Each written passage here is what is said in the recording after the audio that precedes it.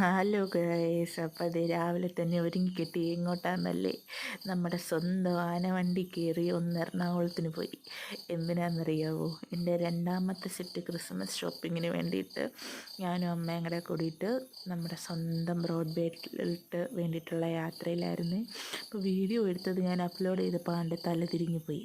അപ്പോൾ അതെന്താണ്ട് 11 മണിയൊക്കെ ആയപ്പോഴത്തേക്കും ബ്രോഡ്ബേയിലെത്തി. ഇങ്ങനെ നടക്കുക കേട്ടോ.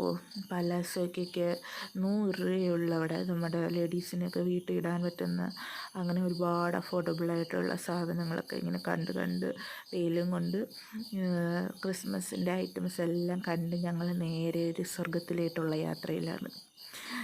എന്ത് സ്വർഗമെന്നല്ലേ? മാത്തർ ബസാർ, അതാണ് ക്രിസ്മസിൻ്റെ മാർക്കറ്റ്. എന്തുമാത്രം സാധനങ്ങളാണെന്നറിയോ? ക്രിസ്മസിനെ സ്നേഹിക്കുന്നവർക്ക് ശരിക്കും ഒരു സ്വർഗം തന്നെയാട്ടോ. അതിൻ്റെ വീഡിയോ ഞാൻ ഇട്ടിട്ടുണ്ട്, എല്ലാവരും പോയി കാണണേ.